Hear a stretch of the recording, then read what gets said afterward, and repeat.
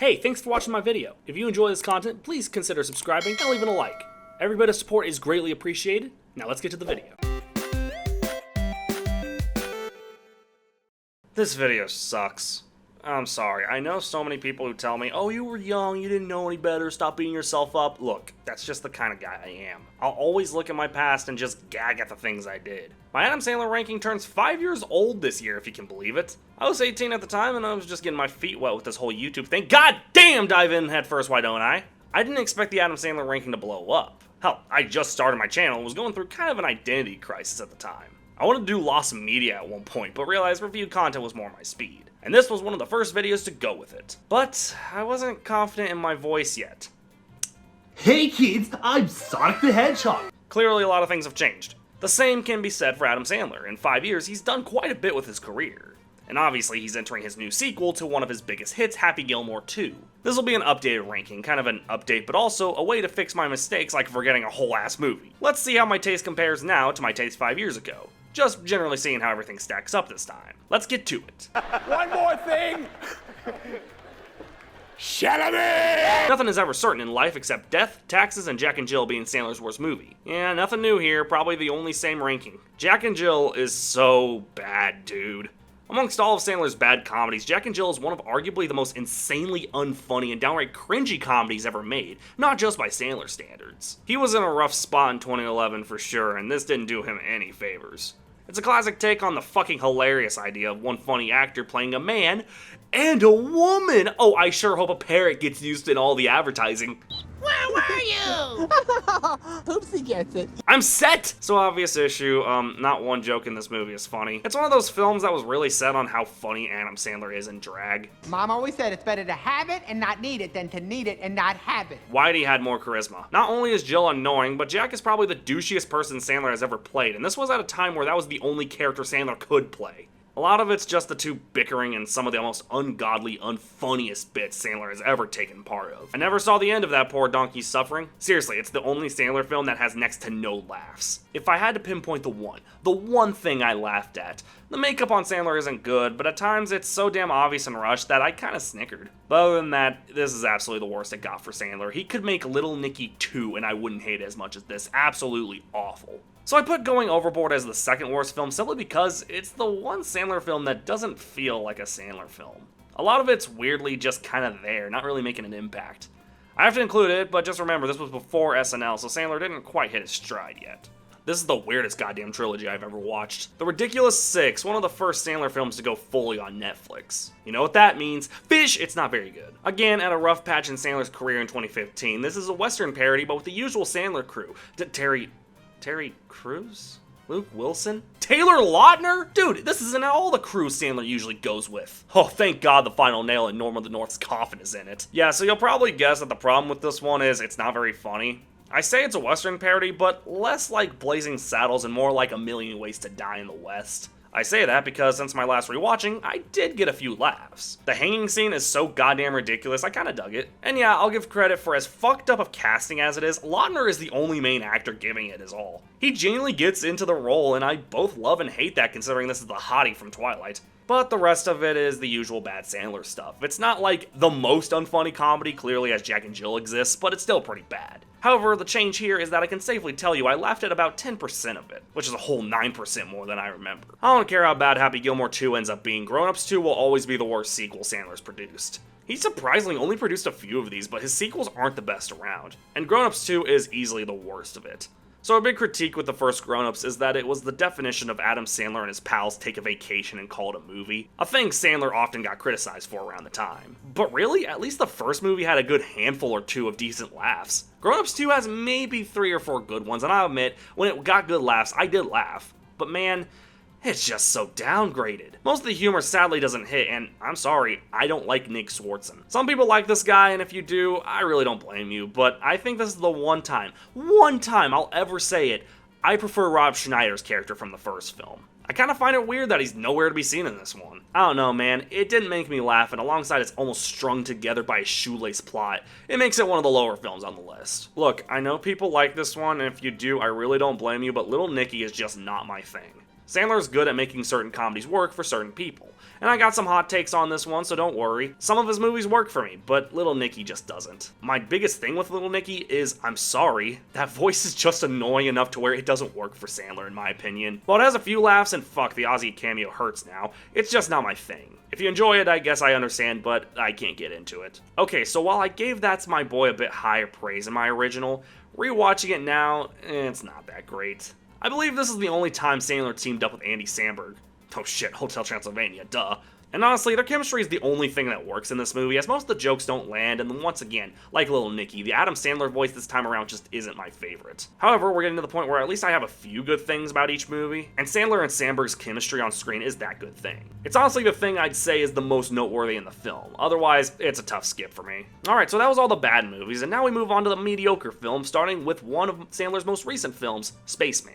I gave this one some serious shit in my March 2024 ranking, and yeah, it's not the worst thing around, but it's pretty boring. I think Sandler let Uncut Gems go to his head, because he's been really trying for some serious roles. While stuff like Hustle worked for him, this just didn't. The design of the monster was pretty creative, but even from a serious standpoint, Sandler's acting here doesn't do much for me. This was actually recommended to me by a coworker, and I respect that, but unfortunately, it didn't do much.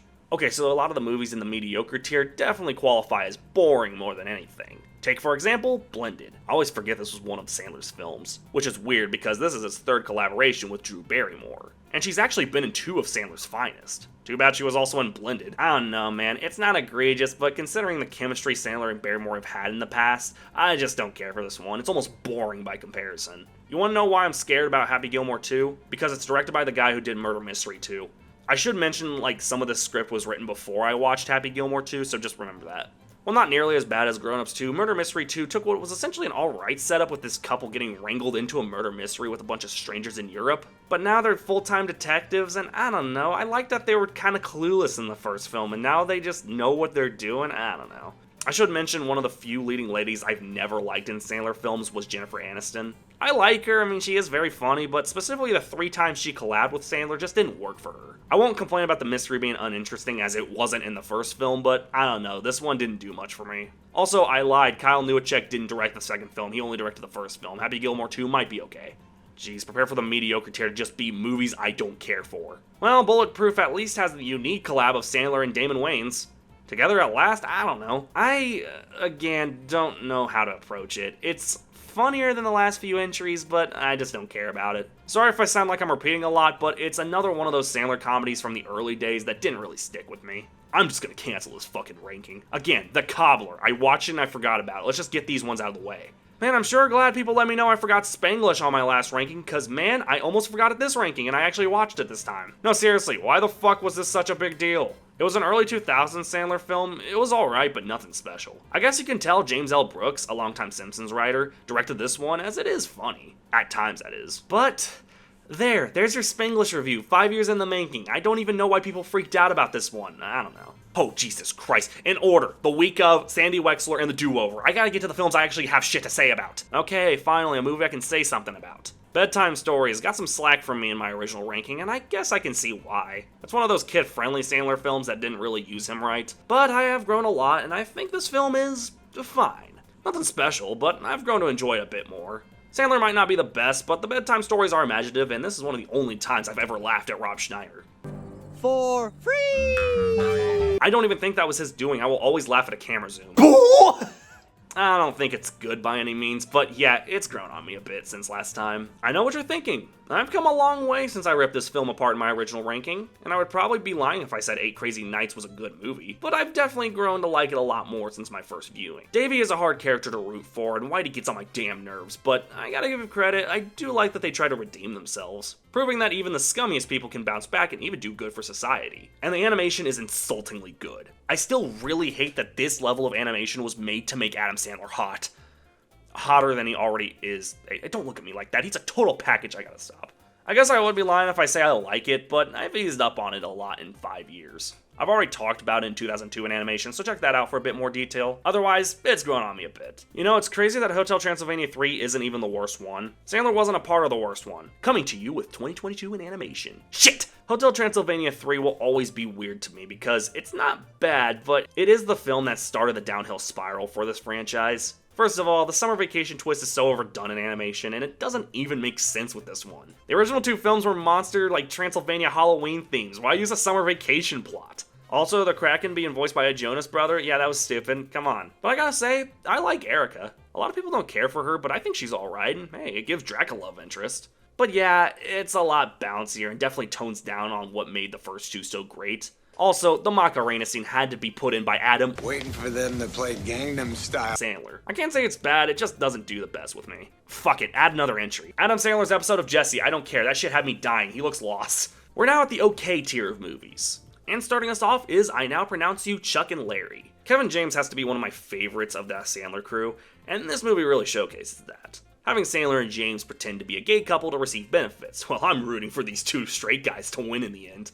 Yeah, I think this might be the only Sandler film that would not hold up by societal standards today. But, like I said before many times, I don't bring politics into my reviews as long as the film is funny, and this is decently funny. A good amount of laughs here and there, not one of the funniest Sandler films, but I'm cool with this one. Next up is Airheads, actually one of the first Sandler films after he got his start on SNL. As a matter of fact, all three people in this movie went on to be somewhat big names. It's Sandler, Brendan Fraser, and Steve Buscemi. While it lacks what made the best of Sandler's work in the 90s, I still have a bit of a soft spot for this one. It's a very simple comedy, but it's got a few good laughs and Brendan Fraser's decently funny. The fact it takes place in one radio station and barely goes anywhere else allows for a bit of a slow burn plot, but again, decent amount of laughs here. Oh boy, Sandler and Aniston together again! Just Go With It is kinda funny and definitely leagues better than Murder Mystery 2, but I have to pinpoint that Sandler and Aniston have virtually no chemistry on screen. These are clearly two different talents. Hell, Aniston can barely have chemistry with Vince Vaughn. You think she'd have chemistry with a guy who's twice as talented? I don't even hate Vince Vaughn. Hey, Bad Monkey was fire. It's a standard comedy, enough laughs to enjoy it, but not much else. Okay, so one of the most recent Sandler films when I did my first ranking was Hubie Halloween. And so many people said I put Hubie Halloween way too high on my list. Well, I've matured a bit on the internet and I realize I don't give a fuck what anybody thinks. It's my list, bite me. Dude, this is nearly identical to his films from the 90s. Why are people switching up saying it's not funny? I find it hilarious that this is the first film Sandler did after getting snubbed for Uncut Gems. He said on the Howard Stern show that if he got snubbed, not even nominated, he would do a movie so egregious and bad just to shove it to the Academy. And yeah, he did just that. With absolutely garbage humor and a voice that just gets on anybody's nerves, even the other characters in the movie, it is stupid to say this doesn't perfectly represent how one of Sandler's old films would be received today if it came out. It's genius in a different way. It's not egregiously funny, but I don't care. If you don't like how it's almost halfway up the ranking, literally the comment section is there. Go ahead. Go ahead. Leave a hate comment about how I'm a horrible person. I don't care. Go ahead. Press that subscribe button while you're at it. Oh wait, you don't want to because you're better at complaining. I see you. Everyone who disliked my Lego game ranking. You think I care? Nah, I'm thriving, bitch. I'm sorry. 50 likes and I'll do Jim Carrey next. How about that? Next up, we got the best collaboration between Sandler and Aniston, which is weirdly a low bar, Murder Mystery. I'm a big Murder Mystery fan, but this came out the same year as Knives Out. Move over, Rian Johnson. Sandler has you beat. Yeah, it's not the most engaging murder mystery out there. Jesus Christ, Roblox has more engaging mysteries, but it's got some good laughs, and I will say it's the only movie I bought Sandler and Aniston's chemistry. But otherwise, it's fine. Anger Management was the only time we ever saw Sandler with Jack Nicholson. You know, somehow I feel robbed. The two of them surprisingly have good chemistry, and for only being together for one movie, this is surprisingly very funny. Nicholson steals the show, and Sandler has a few good laughs. These are two actors who made screaming funny, so it makes sense a movie about them at Anger Management would work. We now start our good tier with Mr. Deeds. I've always had a soft spot for this one, as it's one of the first Sandler films my dad showed me next to Billy Madison, and such I've got a special spot for it in my heart. I always like this as a rare occasion of Sandler not doing a voice and just using his normal speaking voice. And of course, it's got hella laughs. Not necessarily the funniest Sandler film, but I've got such a deep connection with it, I had to at least start the good tier with it. I've done a whole review on Leo in the past, so I'll try to be quick about this one. While not as funny or as unique as Hotel Transylvania, Leo is still a pretty decent film, following Sandler as Leo, a class pet lizard, who helps a bunch of kids through different scenarios. Looking back, I was surprised to realize how many deep topics they cover. I actually really give credit to Netflix for not only tackling these topics with love and care, but also making Sandler both funny but sensitive about these topics. His voice is a bit annoying, it kind of reminds me of Drac a little bit, but he was funnier there. And somebody explained this to me in my review, but I don't care enough. The random song sequences don't make sense to me, but whatever, it's still a really fun film. Click is such a difficult film for me to defend, because while it has some of the worst Sandler bits, it also has some great ones, and one of Christopher Walken's funniest roles. And of course, it's incredibly sad out of nowhere. Yeah, out of nowhere, the second half just completely goes bonkers with the emotion. Like Paul Thomas Anderson just came back after doing Punch Drunk Love and said, "Let me punch your drunk love harder." I don't know, I'm not a big PTA guy. Oh, that's gonna go well with film buffs. Click is one of those films that I've always had a love-hate relationship with. Like, it's got some really tough sells. I'd say a good 30% of the humor isn't funny, but then there's that 70% that is very funny. And of course, the ballsy tone change. I don't know, man. I know there's people who hate this movie. I'm just not one of them. I think it's pretty good. Pixels. Fuck up! I know. People hate on this one. I know, okay? I know. I like it. I don't know, for being the only time we ever see Sandler with Josh Gad and Peter Dinklage, what? I really do enjoy this one. Trying to be proof that Sandler is cool. He plays Pac-Man. Doesn't that make him the raddest guy around? Well, this came out the same year as Witcher 3, so... No! Actually, I might be a little too harsh. Shadow Labyrinth just dropped, and it's ass! I'm sorry, the July ranking until next video. The effects on the video game characters are almost too good. Pac-Man is genuinely terrifying, and Peter Dinklage gets some seriously good laughs here. And Kevin James as the president is somehow a better candidate than the last 20, I said what I said. Is it a masterpiece? No, but I've grown to like this one a lot. It's such a silly premise that I think it really works. The Longest Yard is proof that I'll always check out a sports movie if Sandler's attached to it. Tell me you wouldn't watch that. Something I didn't know about this, the last Sandler ranking, was that it was originally a film from 1974 with Burt Reynolds. I've never watched it, but this one's pretty good. A good mix of humor and drama, and finally Sandler and Nelly on the same screen. Even as someone who doesn't get into sports movies, as long as it's done with A, a good story and maybe even good humor, or B, does something unique with it, I think there is a way for me to enjoy them. And thankfully, The Longest Yard is a good example of that. Grown-ups often gets hate for being a Sandler crew vacation disguised as a movie. But considering this movie is funny as fuck, is that really a problem? Sure, it's got a lot of the usual Sandler shit, but it's funny. It's got some really good laughs. The Arrow Roulette scene is one of my favorite Sandler movie moments of all time. It's clear they got some, well, not relatable issues. This guy's the richest man to attend the Oscars ever, but issues I'm surprised they tackle. They have stuff like two big Hollywood hotshots with Sandler and Salma Hayek's characters trying to adjust the idea of leaving that behind for normal lives.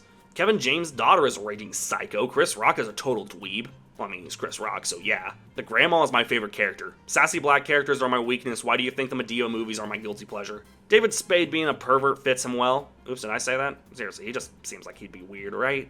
Yeah, I'm one to talk. Yeah, it's lame, it's got a few groaner moments, but it's funny. Call it recency bias, but I loved Happy Gilmore 2. It wasn't a perfect comedy and clearly the first was better, but this was literally everything I was looking for in Happy Gilmore 2. Not a big legacy sequel where there's bigger stakes or a more serious story. It has some serious elements, but everything that made the original so great carried over to this one. It felt the most like a classic Sandler film since Hubie Halloween. The humor was really good. I did laugh a bit more in the original, but there were some solid laughs here. I like how they incorporated Sunny Sandler, Adam Sandler's daughter. I like the cameos. Shooter McGavin's great. So many great moments, and even some new characters that work. Think about it, golf is way bigger now than it was in 1996, so a lot of things have changed. Seeing so many newer PGA players, my dad's gonna freak out when he sees Rory McIlroy there. So it's got pacing issues and isn't as funny as the original. Who cares? 11 years after I watched the first film, this is exactly what I wanted. Which means it's not one of my favorite films of the year, but it's good. Great even. The second best time that Sandler and Barrymore collabed was with 50 First Dates. The idea of Sandler meeting a girl who forgets him at the start of each day, giving him plenty of chances to restart and do something new,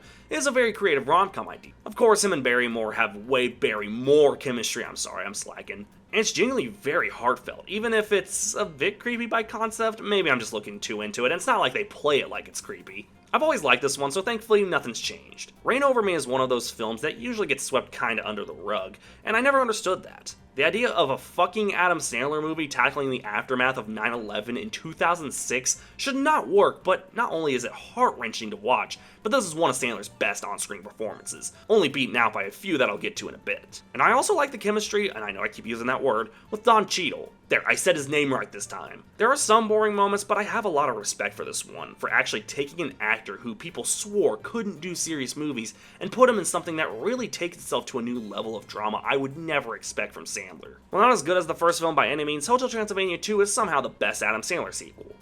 That's sad. Having Mavis give birth to Drax's grandson Dennis, and Drax wanting to see if Dennis will continue the vampire bloodline. This sequel works because it has so many things that should kill it on arrival. The idea of a baby being introduced, Drax lying to Mavis, which could have led to a lie revealed, the introduction of the other side of the family, Johnny's family, but there are a lot of funny moments. I like Dennis because he's not the center point. He's actually kind of quiet, to be honest, and it's only the third act where he becomes more prominent. Plus, he's not annoying. Not only is Johnny's family decently funny, but Drake's father, played by Mel Brooks, okay, it's not the worst thing he's been on, has some great lines. I will say the villain was a bit shoehorned in, and it has a few mad jokes that don't work, but it's one of the best sequels to an Adam Sandler movie.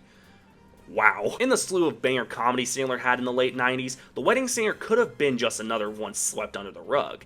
But it has one thing that elevates it, and that is this being one of the first examples of Sandler doing serious acting. Not action star acting, more like what he would do with Punch Drunk Love and Reign Over Me. Yes, he still screams a lot, but there are some deep lines I would never expect from the guy from Going Overboard. Apparently, one of the film's writers based this on a radio show Lost in the 80s, which totally makes sense considering the vibe and look of the film. The humor's great, there's a lot of iconic lines, and as I said, it's a great performance from Sandler, genuinely amazing. You Don't Mess with the Zohan is one of those stupid Sandler movies where it's just Sandler with a funny accent doing stupid shit for an hour and a half. But again, it's funny. It's got a lot of humor in it that's both stupid but smart. This movie's pure evidence Sandler can do both dumb but smart comedy while keeping his signature style. With some great humor and a funny accent from Sandler, this is one of the funnier Sandler joints. Billy Madison is one of those films that gets a lot of hate for just being an hour and a half of Sandler screaming and speaking gibberish, but screw you, it's funny. A lot of people already say Sandler acts like a child, so why not put him in a classroom?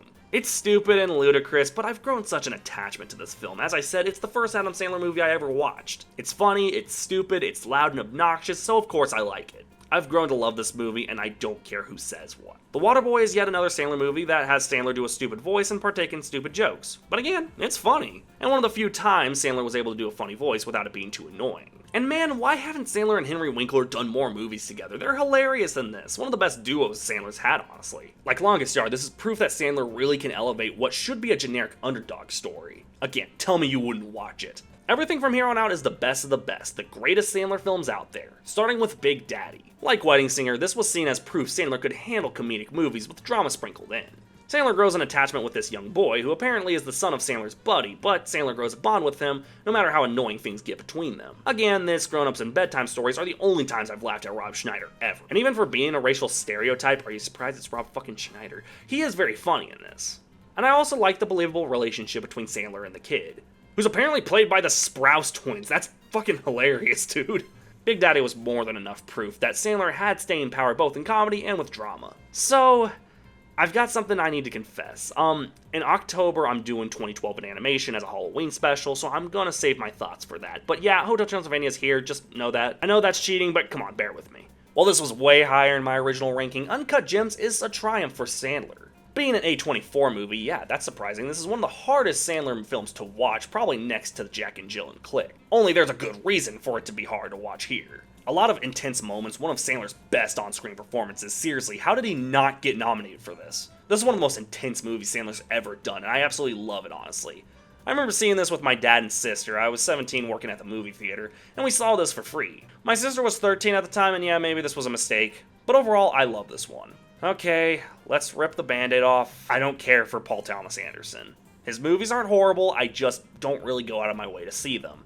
Too bad, bitch. September's coming quick, and guess who's gonna see that one with Leonardo DiCaprio? I'm sorry. But Punch Drunk Love is one of the better films from him. And if you want to believe me, it's because of Sandler. His performance is genuinely great. The story is great, the music is amazing. I don't think I talked about that last time, but yeah, the music is phenomenal in this. I may not care about old PTA, but that doesn't mean this is bad. Whew, I got a bad feeling about saying that. Hustle is one of those movies I've grown so attached to since the first time I talked about it, all the way back in my 2022 film ranking. I've come a long way. And honestly, it's one of those few movies I've actually grown to love more since the last time I talked about it. Again, I'm starting to think Sandler is just like sports movie bacon. Do I even need to say it again? Surprisingly, Queen Latifah's great in this too. She's usually an actor I either love or hate, no in between, and the guy who plays Bo, Juancho Herman Gomez, is a very good actor. I believe he's actually an NBA player. I might be wrong though. Somehow, even since the last time I talked about it, and I liked it last time if I remember correctly, I've grown to love it even more. Okay, so there's gonna be people confused as to why Funny People is number 3. And I'm gonna go ahead and say, I get if you don't like this one, as it's definitely a Judd Apatow film, I'll say that much. But the reason I put this one so high, hell, only 2 movies beat it, is the fact that it's about as relevant to the life and career of Sandler as it gets.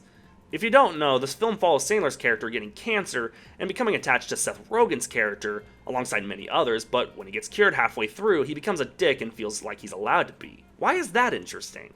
Well, a good way I'll reflect this is with Nostalgia Critic's thoughts on it. This was his top Sandler film, and while I can't say that after watching this, his takeaway makes more sense. The film is to Sandler what something like 8 Mile was to Eminem, a reflection on who he is. Sandler is seen as one of the nicest guys in Hollywood, so why would he portray himself as a dying asshole?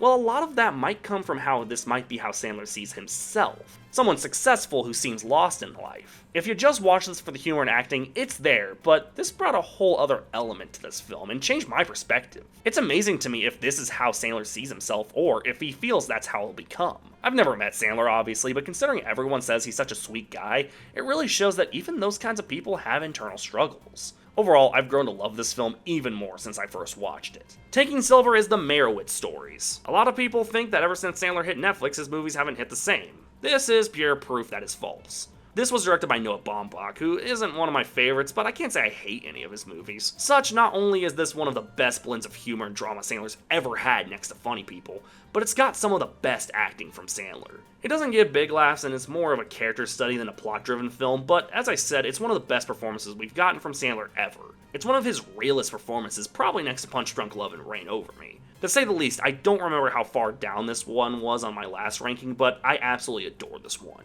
Nothing ever changes. I don't know why, but Happy Gilmore is still my top Sandler film and probably will be for the rest of his career. Hell, the worst and best film for my 2020 ranking are somehow the worst and best film of my 2025 ranking. Actually, I do have an emotional reason why this film means so much to me. But more on that after I talk about how this and Big Daddy are two Sandler films with nothing but laughs. Not one joke misses. And as I said with Wedding Singer and a slew of Sandler films from the late 90s that really focus on laughs, the slower emotional moments here really shine through and make a good balance. Sandler's funny, the cameos are great, the villain is just goddamn perfection, one of my favorite underrated villains. To say the least, it doesn't matter how good Happy Gilmore 2 is. I should probably say I haven't watched it as of writing this section, but I will have watched it obviously by the ranking, otherwise it wouldn't be there. And of course, my emotional attachment comes from how this movie connected me and my father with the love for golf. I was going to talk about this last video, but considering the importance of Happy Gilmore for me and my dad, this seems more fitting. My father has worked hard at everything he does, even the job we work at together, which yeah, is a bit rough for him.